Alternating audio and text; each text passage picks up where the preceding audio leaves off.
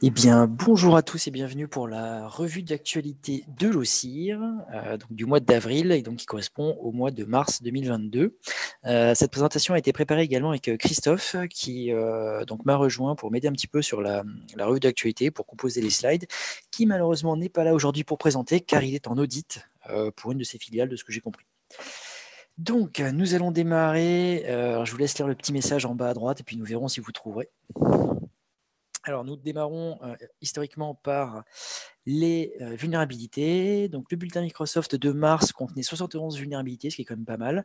J'ai cité quelques vulnérabilités intéressantes. La première, c'est une exécution de code, mais à distance, mais authentifiée sur Exchange. C'est-à-dire que si vous avez un serveur Exchange, donc le gestionnaire de mail Microsoft, exposé sur Internet et qu'un attaquant dispose d'un compte, potentiellement, il peut arriver à une exécution de code et prendre le contrôle du serveur, ce qui est plutôt embêtant. Sachant que trouver un compte finalement sur un exchange d'une cible, ce n'est pas si compliqué que ça. Comme le mois dernier, des vulnérabilités aussi d'exécution de code à la lecture d'une vidéo, donc là sur le format HEVC, donc le format moderne d'encodage vidéo, et VP9, et aussi pas mal d'élévation de privilèges locales. Alors j'ai été surpris de voir une vulnérabilité sur Windows Fax et pas mal d'autres outils qui permettent d'élever localement ces privilèges. Concernant le support des différentes versions de Windows, alors j'ai pas rajouté Windows 11, il faut que je le fasse. Mais attention, si vous avez encore du Windows 10 en version 19.09, dans quelques semaines, cette version ne sera plus supportée pour les correctifs de sécurité.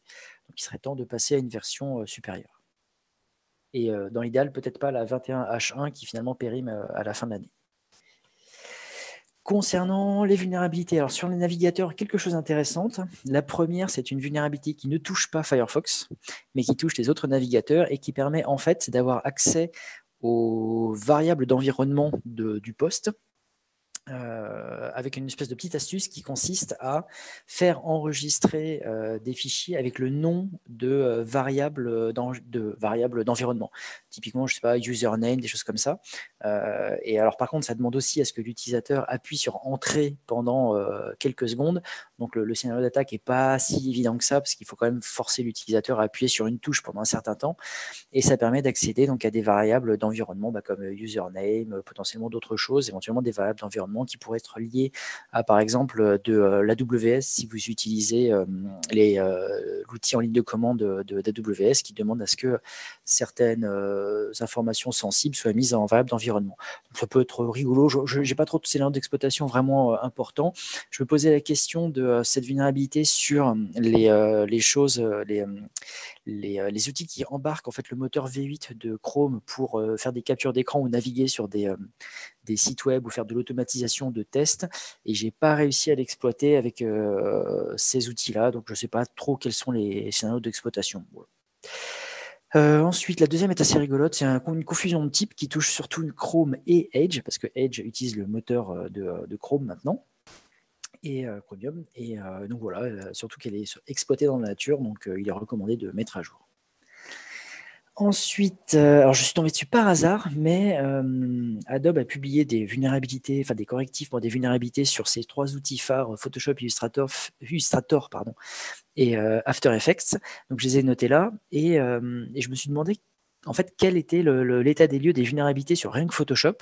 Et en fait, en 2021, par exemple, il y avait 17 exécutions de code sur Photoshop à l'ouverture d'une image, d'un format de fichier Photoshop et des élévations de privilèges locales. Donc finalement, c'est les outils que beaucoup de gens utilisent, qui ne sont pas trop regardés par la communauté, mais ça peut être intéressant quand même si vous avez un parc avec du Photoshop, Illustrator, After Effects, Premiere, etc., de regarder quand même les mises à jour de ces outils, parce que potentiellement, sur une attaque ciblée, on peut exploiter des vulnérabilités de ces outils, qui globalement sont quand même assez peu regardés et peu sécurisés.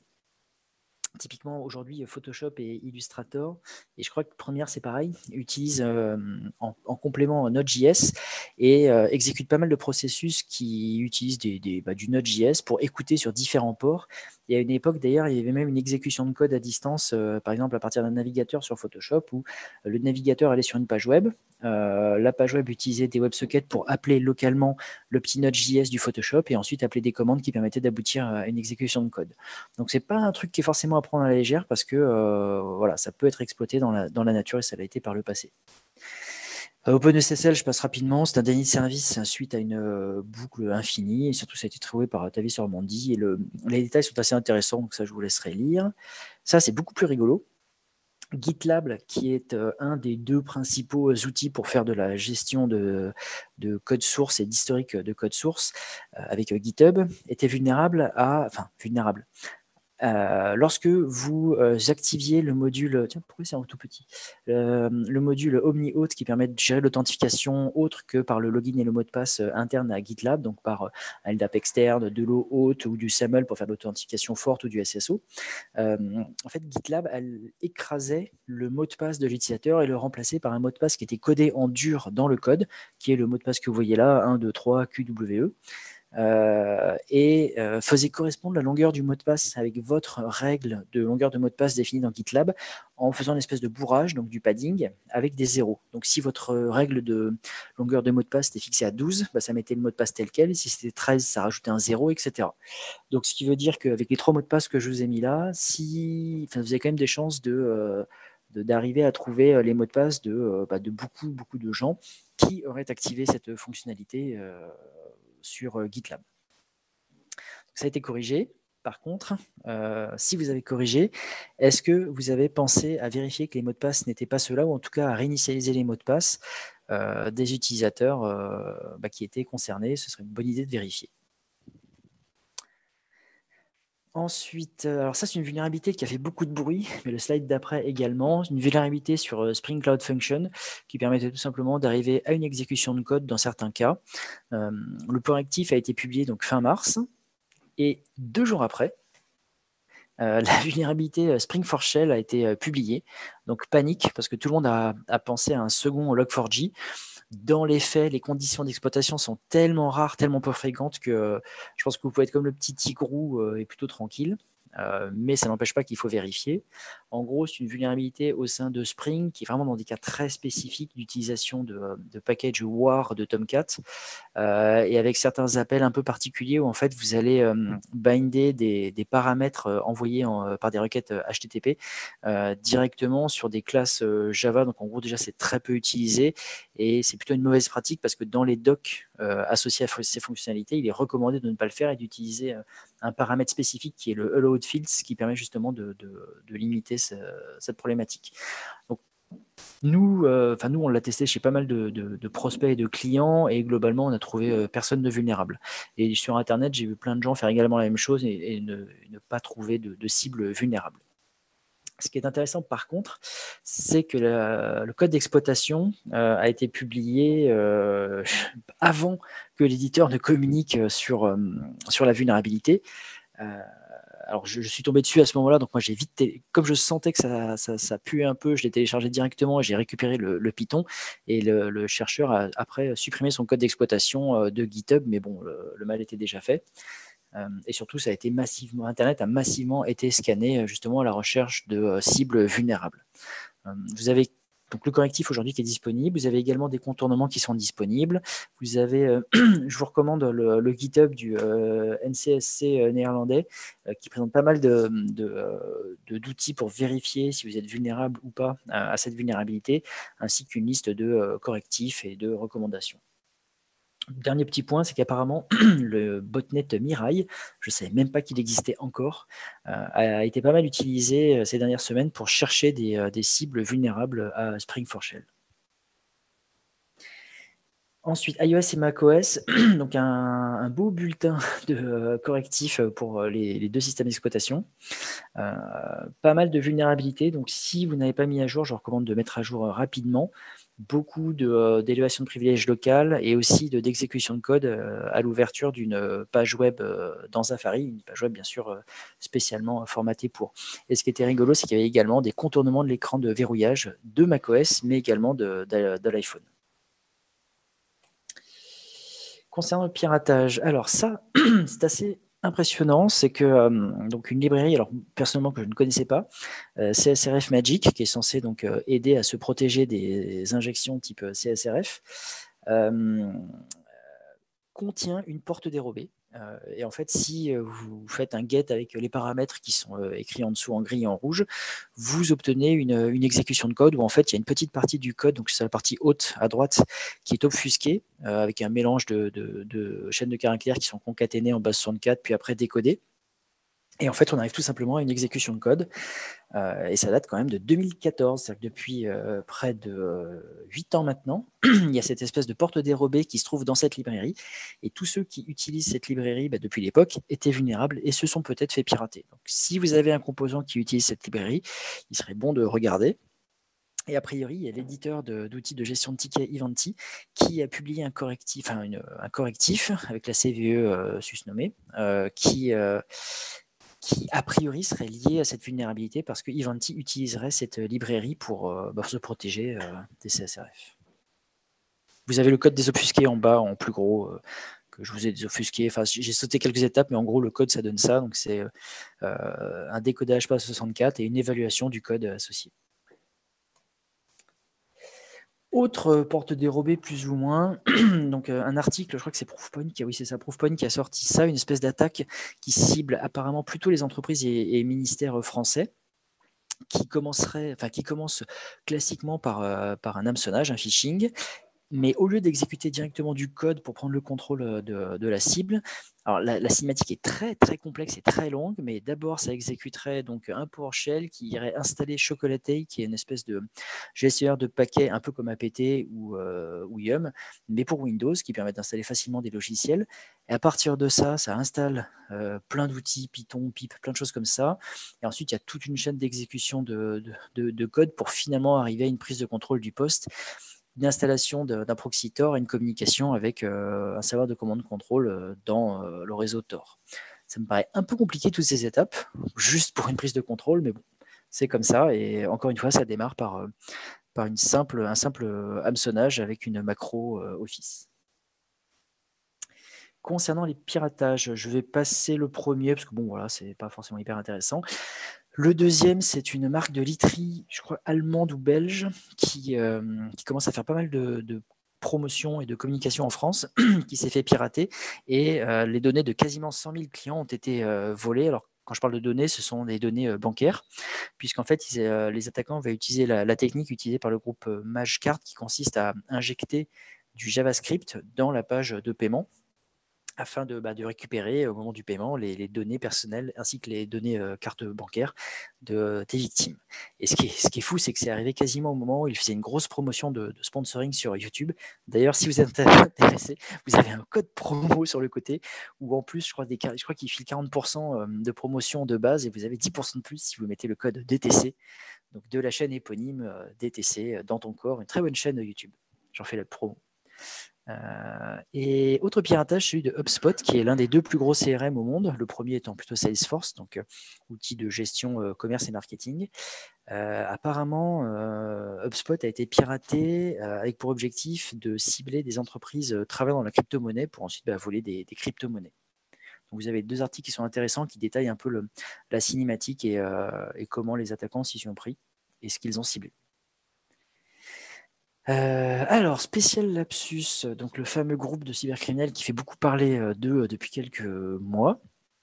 Donc, ils ont piraté Okta. En fait, ils n'ont pas réellement piraté Okta, mais ils ont piraté un grand nombre de clients. Je crois que c'était par un sous-traitant qui avait des accès admin.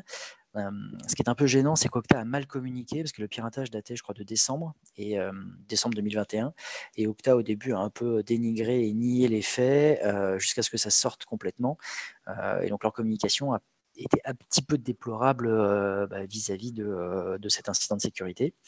Il y a un rapport Mordian qui a été publié. Ce qui est intéressant, c'est de voir les TTP, donc la technique des attaquants.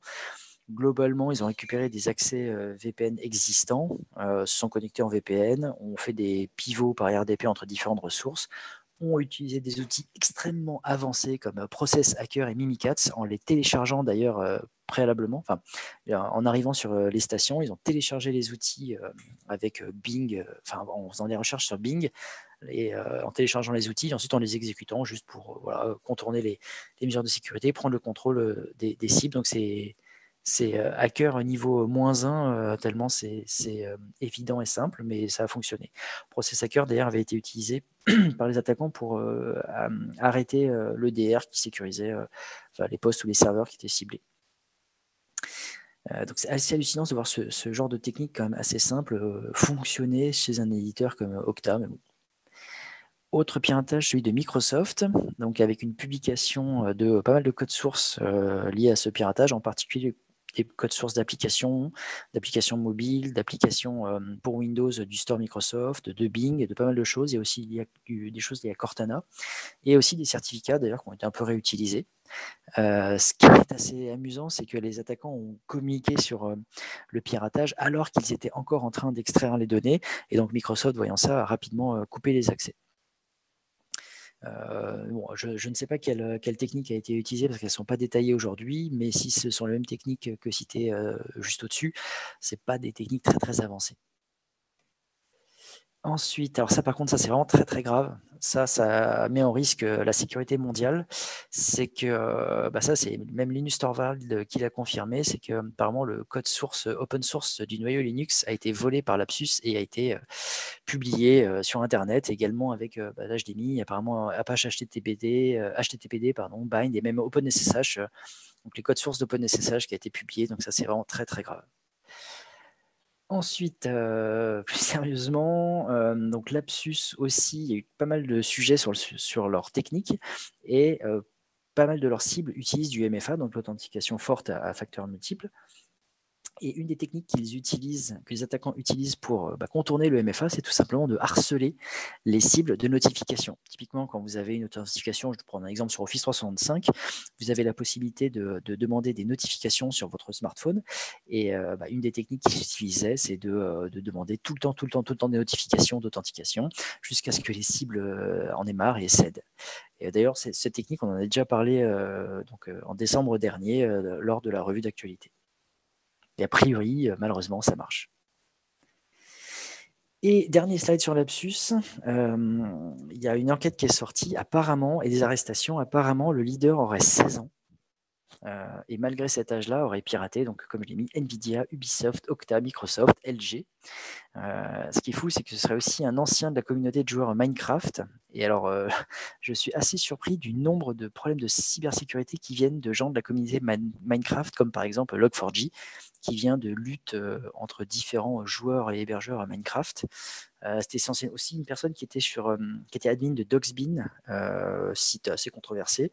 Et ce qui fait que les nouveaux admins de Doxbin ont relativement peu apprécié ce qu'il avait fait du site et l'ont doxé lui-même en donnant toutes ses données personnelles, famille, photos, etc. Ce qui est peu rassurant. Et donc il y a eu plusieurs arrestations en Angleterre.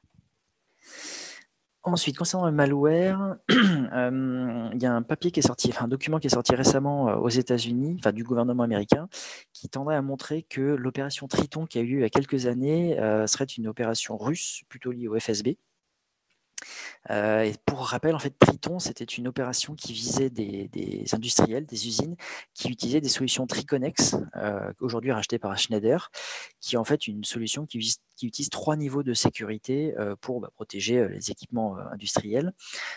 Et ce qui était assez impressionnant à l'époque, c'était que le malware était quand même assez avancé, faisait beaucoup de choses justement pour essayer de couper toutes ces protections afin de potentiellement arriver à du sabotage et créer un incident grave.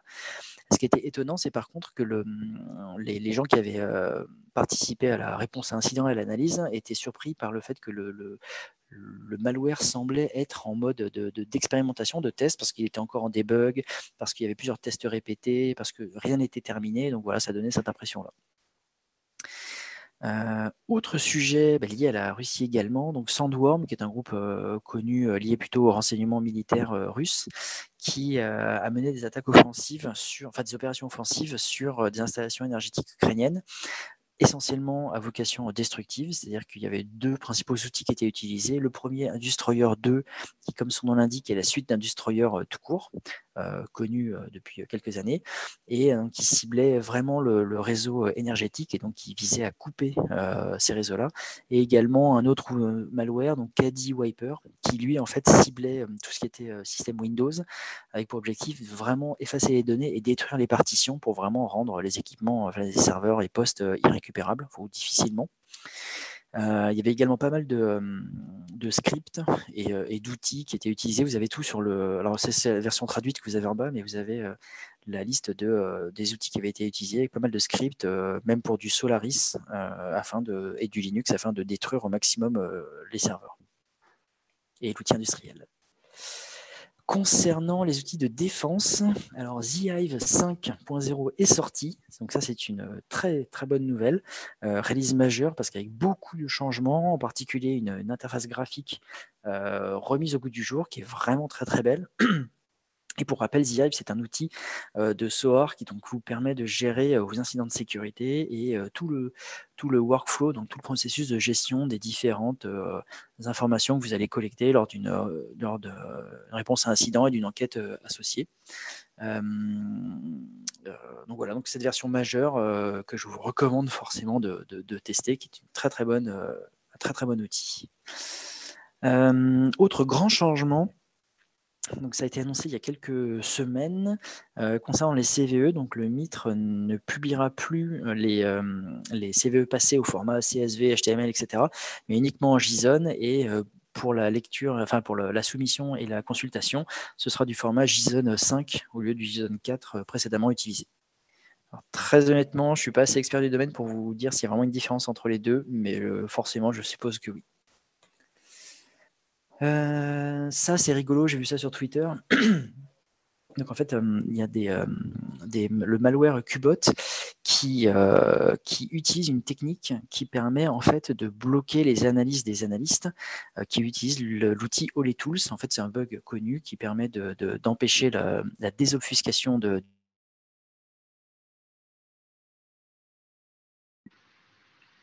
Vlad, je crois qu'on t'a perdu, moi j'entends plus rien. Réagit à corriger son outil, ce qui a permis de le rendre efficient pour analyser ce malware. J'ai entendu le son s'activer. Oui, ça a coupé pendant quelques secondes, mais je ne sais pas si c'est juste chez moi ou pas.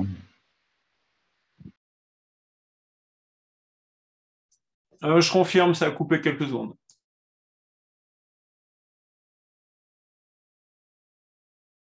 $20 milliards, ce qui est assez énorme.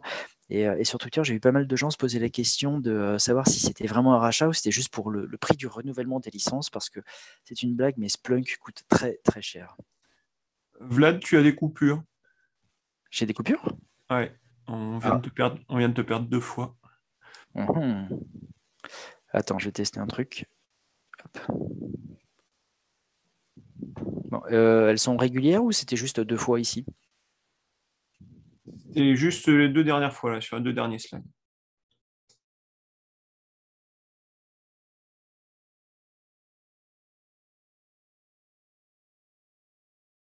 Bon.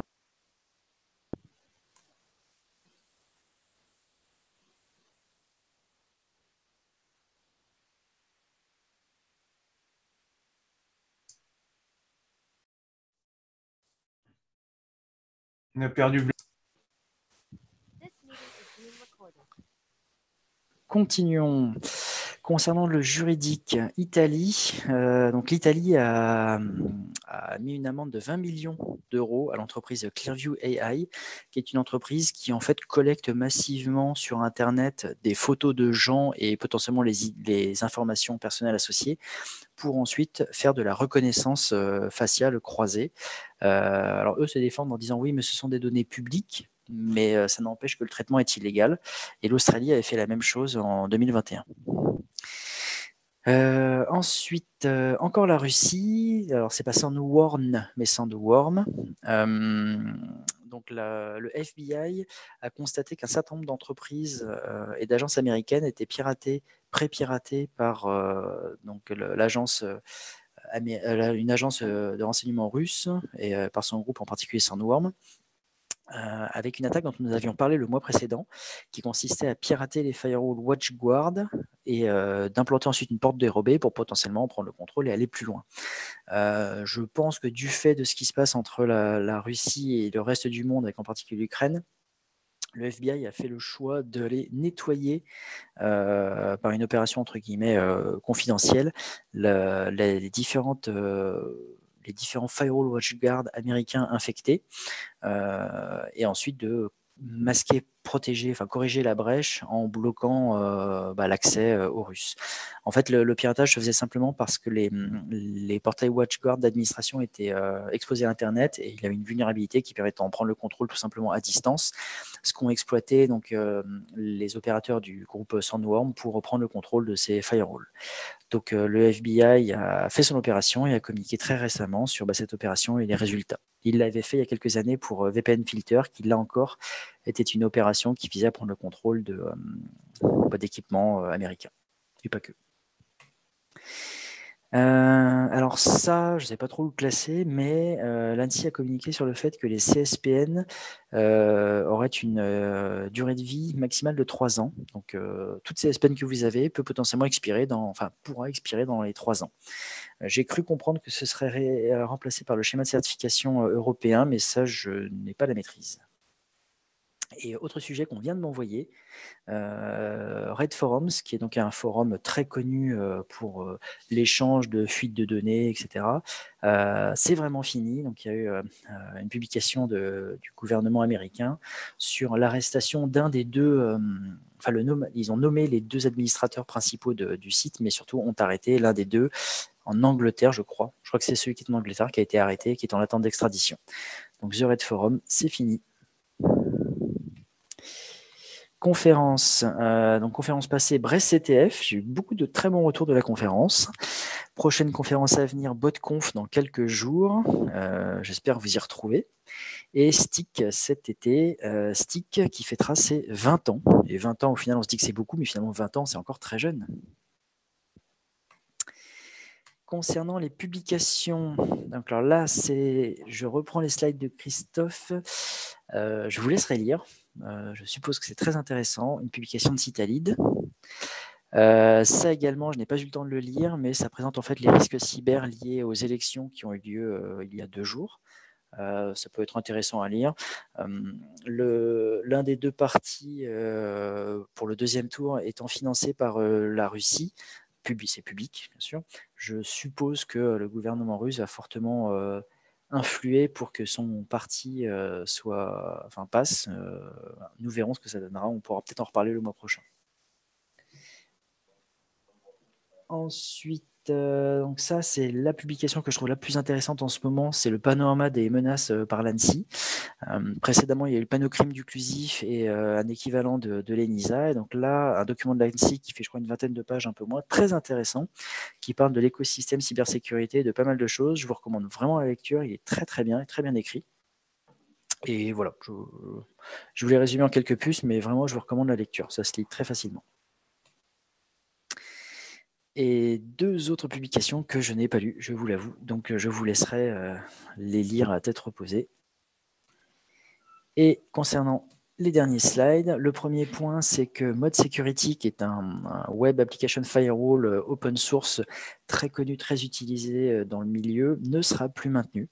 Donc la société qui possède alors je ne sais pas si c'est les droits, a décidé d'arrêter, et qui le commercialisait d'ailleurs, a décidé d'arrêter de maintenir le produit, en tout cas pour la version open source, ainsi que la version commercialisée. Pour le sujet Warnergate, je vous laisse lire. C'est une opération donc, qui a été menée il y a quelques temps au Bélarus, et Bellingcat a fait toute une opération d'OSINT pour authentifier les documents, photos, etc. C'est très intéressant, donc je vous laisserai lire. Ça, c'est par rapport au conflit avec l'Ukraine, entre la Russie et l'Ukraine, où le gouvernement ukrainien a décidé de publier les noms de 600 agents qui travaillent au FSB. 620 agents qui travaillent au FSB, vous avez les noms, le prénom, date de naissance, des informations personnelles, c'est assez hallucinant. Donc en réponse à l'agression et à la guerre déclarée par la Russie. Et le dernier point, c'est une petite vidéo qui est tournée sur Twitter où on voit notre président passé, peut-être futur, on ne sait pas, s'exprimer et dire que la cybersécurité, ce n'est pas des compétences que vous avez dans l'État. Effectivement, en France, il n'y a aucune entité liée à l'État qui ne dispose de compétences en cybersécurité. D'ailleurs, j'ai regardé, en fait, l'ANSSI, c'est plutôt l'Association nationale des siffleurs de schnapps inimitables.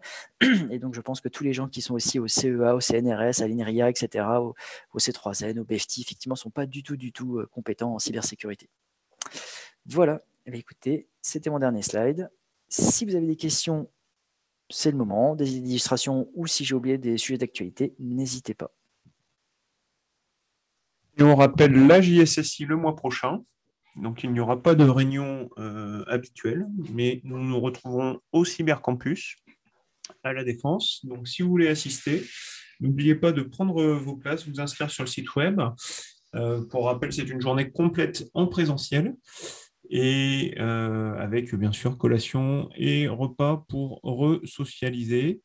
Venez avec vos masques, hein, c'est conseillé. Voilà, Nicolas nous a gentiment mis le lien dans le chat.